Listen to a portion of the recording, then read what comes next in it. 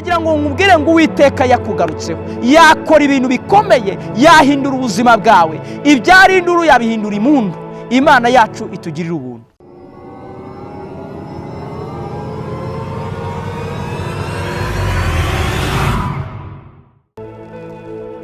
Yesu ashimwe bene data bakundwa nshuti z'umusaraba wa Kristo.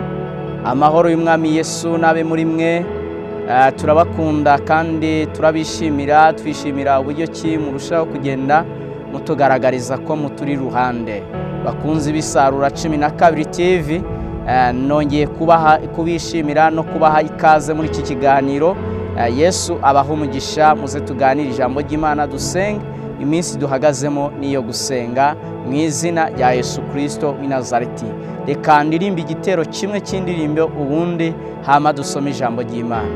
Twemezwa n'iki ko tuzagera mu ijuru n'umwuka wihoraho, ibyiringiro nk'ibyo twabihabwa nande n'umwuka wihoraho. Dushaka uwo mwuka wera, ni Yesu wawutugeneye. Dushaka uwo mwuka wera, ni Yesu wawutugeneye.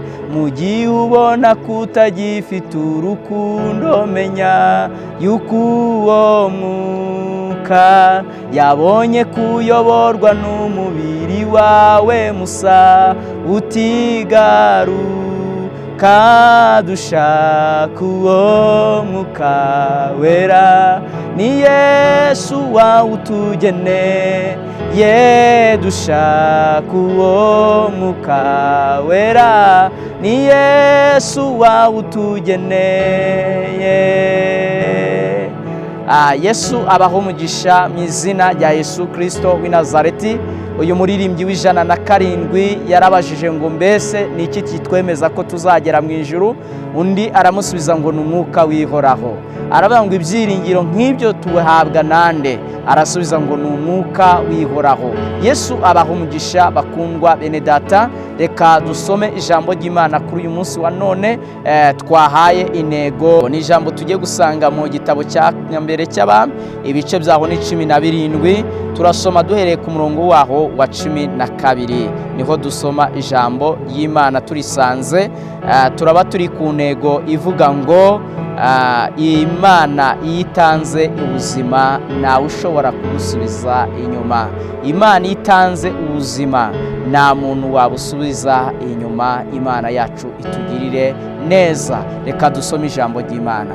Haravuze ngo nawe aramusubiza ati nkurahiye Uwiteka Imana yawe ihoraho, nta gatsima mfite keretse urushyi rw'agafu shigaje mu giseke n'uturanguzwa tw'utuvuta mu merezo. Ubundi dore ndatoragura udukwi 2 kugira ngo subire mu nzu nivugire n'umwana wanjye ngo tukarye twipfire. Eliya aramubwira ati witinya, genda ubigenze uko mvuze, ariko ubanze mvugireho akanjye ukanzanire hano, maze ubone kwivugira n'umwana wawe. Utyo nuko Uwiteka Imana ya Isiraheli ivuze itya ngo icyo giseke ntabwo kizaburamo ifu n'amavuta, ntabwo azabura muri iyo merezo kugeza ku munsi Uwiteka azavubira isi imvura. Imana itugirire ubuntu cyane. Bene data nshuti z'umusaraba wa Kristo, amagambo tugiye kuganira kuri uyu munsi wa none ni amagambo avuga ngo Uwiteka yatanze ubuzima, ntawashobora gusubiza inyuma icyo Uwiteka yatanze. Imana yari yagambiye gutanga ubuzima kuri uyu mudamu w'Iserefati. Imana rero ibishimirwe kuko n'Imana ikora ibikomeye. Tugiye kuganira kuri uyu mugabo bita Eliya. Eliya Bibiliya igaragaza ngo ni Eliya w'itushubi. Imana itugirire neza. Ni umugabo wahanuye ubuhanuzi bukomeye cyane, kandi ahanura ubuhanuzi bukomeye atinyutse, kandi ahanura ubuhanuzi bw'ahantu hakomeye, kandi ahanura ubuhanuzi bw'igihugu. Uyu mugabo ni umugabo wahanuraga ubuhanuzi bw'igihugu, agahanura n'ubuhanuzi bw'abantu bakomeye ku giti cyabo akabubasangisha. Ni umugabo watinyutse, wazamutse agera ku rwego rwo gutinyuka, ndetse akajya gusamburira ibyo abantu basakaye bitari iby'ukuri. Eliya we yarabisakamburiraga. Imana itugirire neza. Eliya uyu nguyu yari amaze agera hano Iserefati, yari avuye aho bita Ikireti. Yageze Ikireti avuye he? Yari avuye guhura n'umwami bita Ahabu. Yari amaze kumuhanurira ubuhanuzi buvuga yuko imvura ihagaze imyaka 3 n'amezi 6 mu gihugu, ngo ndetse n'ikime nacyo gihagaze icyo gihe kingana uko nguko. Mbese mu yandi magambo, igihugu cyari gitejwe amapfa, ariko byari biturutse kuki? Byari biturutse ku byaha by'uyu mugabo bita Ahabu, umwami w'Abisiraheli. Bakundwa bene data, hari igihe ibyago bitera isi, ibyago bitera abantu, ibyago bitera imiryango, ibyago bitera ingo, biturutse kuri bamwe bahagarariye iyo miryango cyangwa bahagarariye ingo. Ariko Imana yacu ni Imana icyaha igacyahisha abantu ibimenyetso, baba maso bakisubiraho, Imana ikabarengera. Eliya rero uyu mugabo ni umugabo wahanuye ubuhanuzi bukomeye. Birivuga ko yahanuye atizigamiye azarira. Imana ibona yuko uyu mugabo ahanuye amapfa,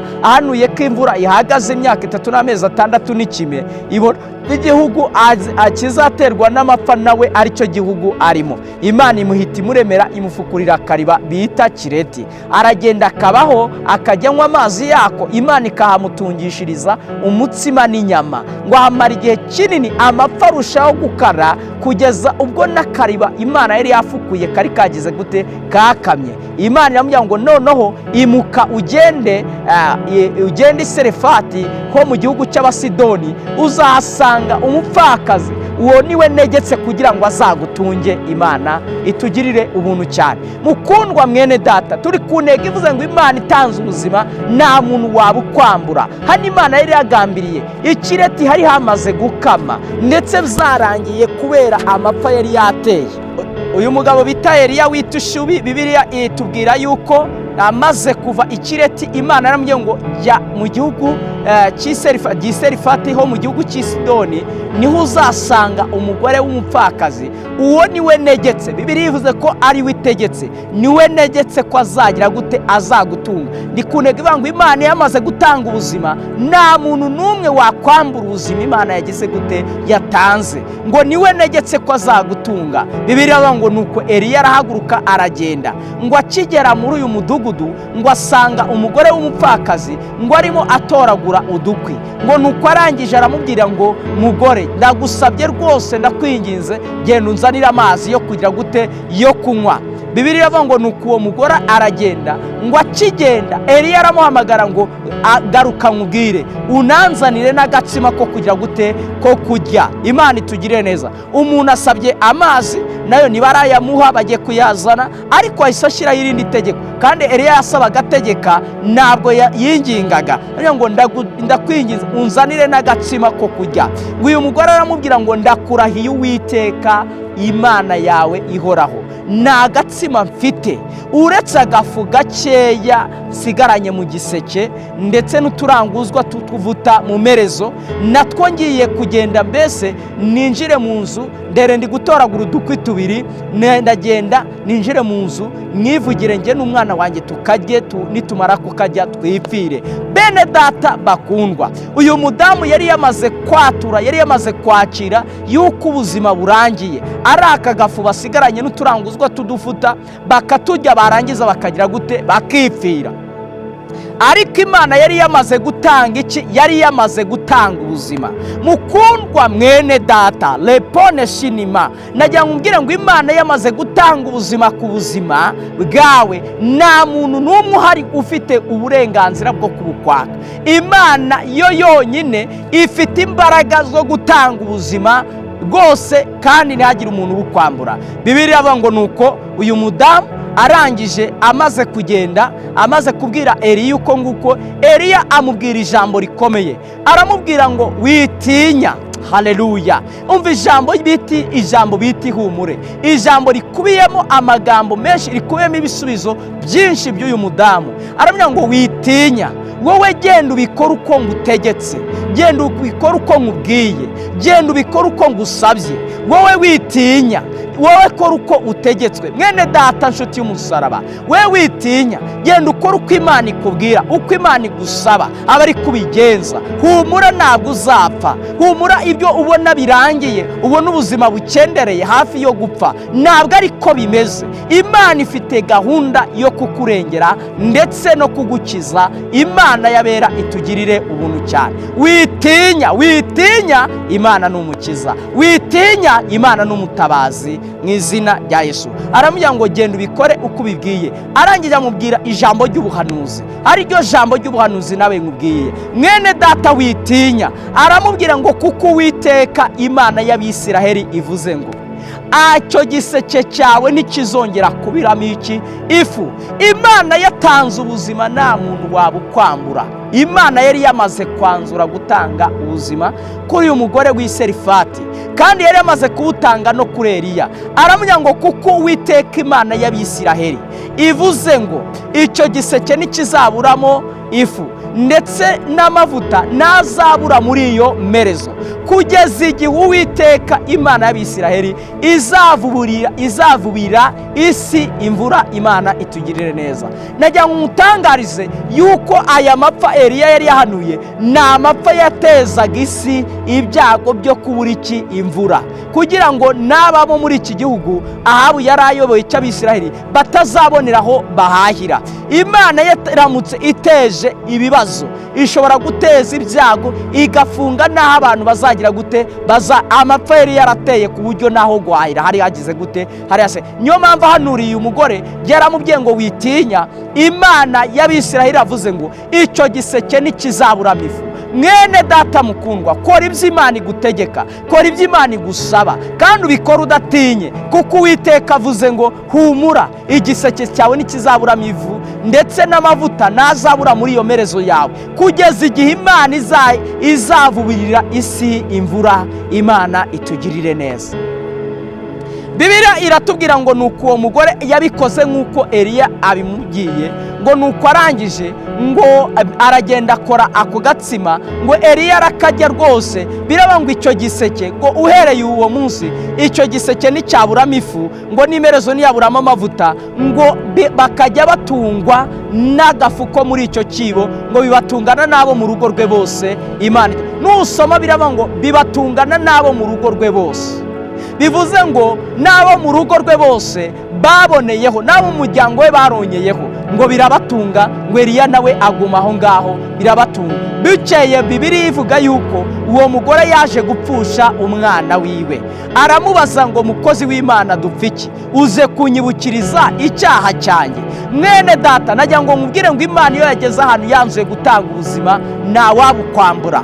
Bibiliya iratubwira ngo uwo mwana amaze gupfa, nyina abwira Eliya, mwene data mukozi w'Imana, ni iki dupfa? Uje kunyibukiriza icyaha cyanjye, ko umwana wanjye agize gute? Apfuye.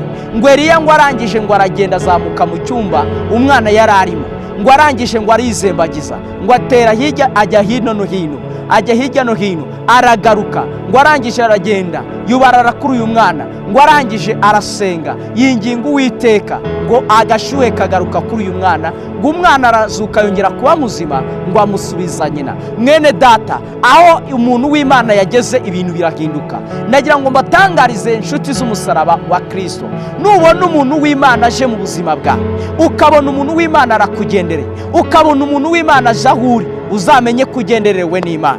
Umuntu w'Imana naza mu buzima bwawe atari ba bantu b'Imana bo, ndetse muri iki gihe cya none ibintu byarahindutse, iri riba ryaratobamye, Abafilisitiya barizibishije ibitaka, ariko mu izina rya Yesu turenda kugera i Rehoboti, turenda kugera hagutse mu izina rya Yesu, kuko igiti ikireti bararitonganiye mu izina rya Kristo Yesu. Imana igiye kutugeza hagutse, mwitinya nubwo mureba byasibishijwe ibitaka, ariko Imana irenda kutugeza ahagutse. Imana yabera itugirira.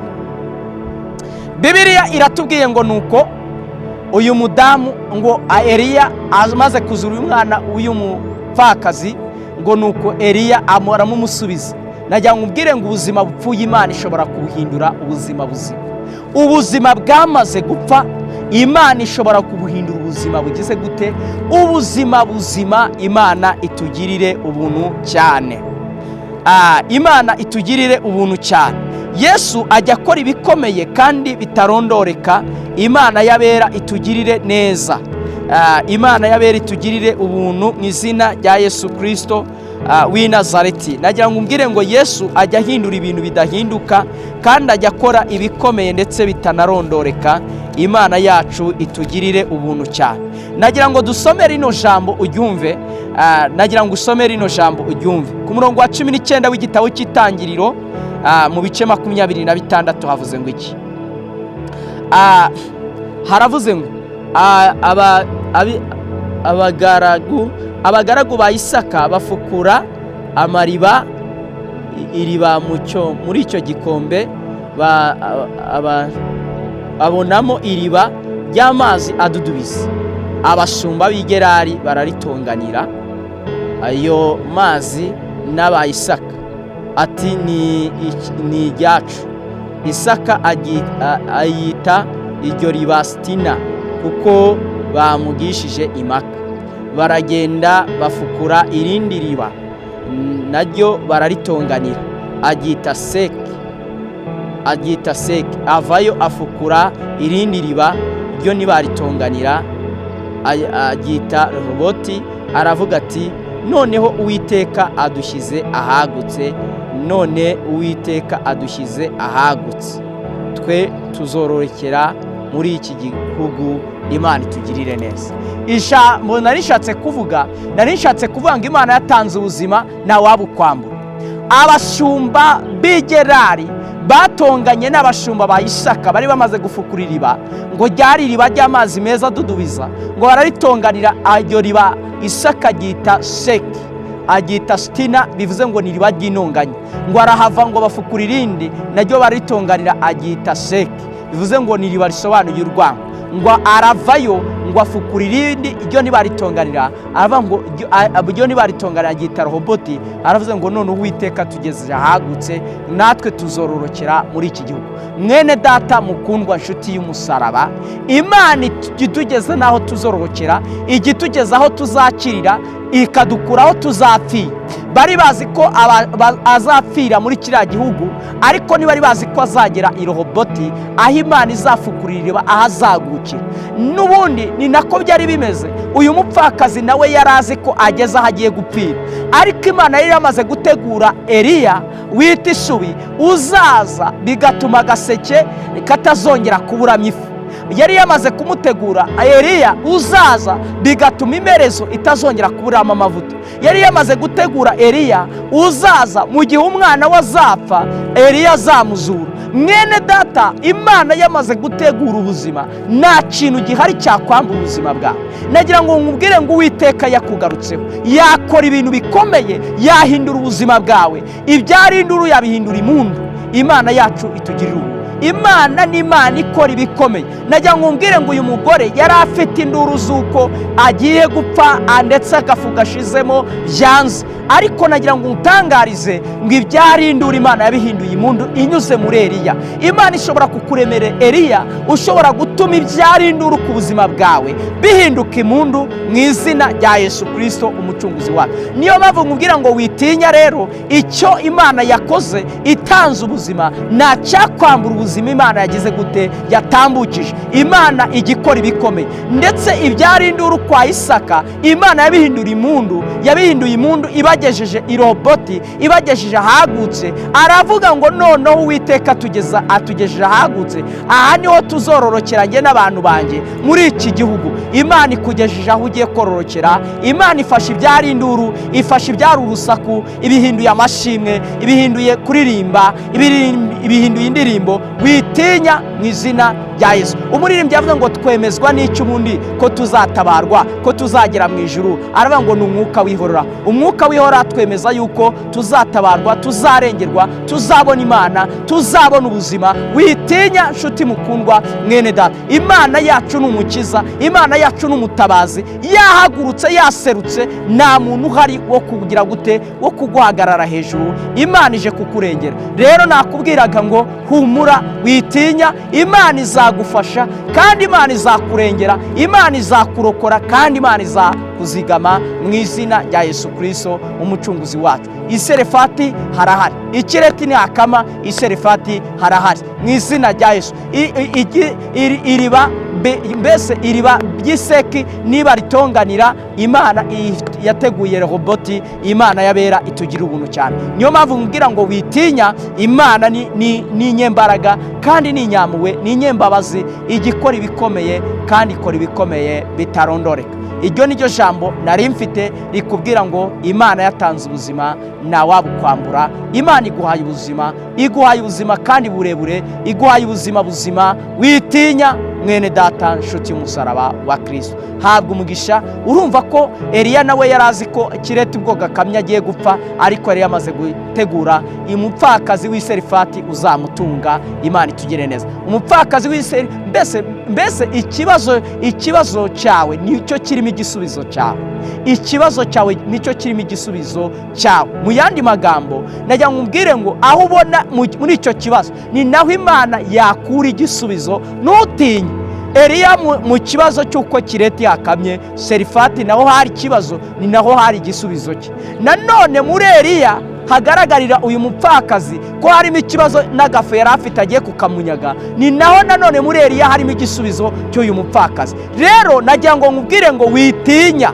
Mu kibazo cyawe ni naho harimo umuti w'igisubizo mu izina rya Yesu Kristo ukeneye mu mbaraga n'umwuka wera. Witinya rero, nukuka umutima mu mbaraga n'umwuka wera. Yesu akwiteho, Yesu akunezeze, Yesu akurwanirire, Yesu agucira inzira mu mbaraga n'amaraso ya Yesu. Mana, mu izina rya Yesu Kristo w'i Nazareti, sengeye mwene data mushiki wacu uyu neza amatwi mu mbaraga n'umwuka wera.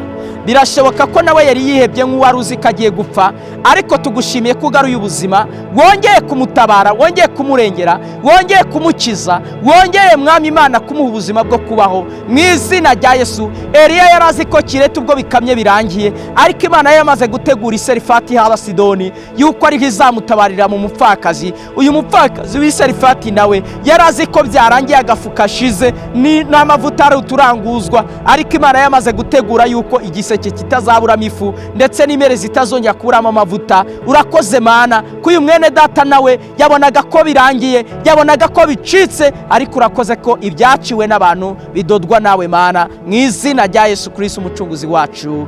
Amen. Muhabwe umugisha n'Imana. Shalom, shalom, ndabakunda.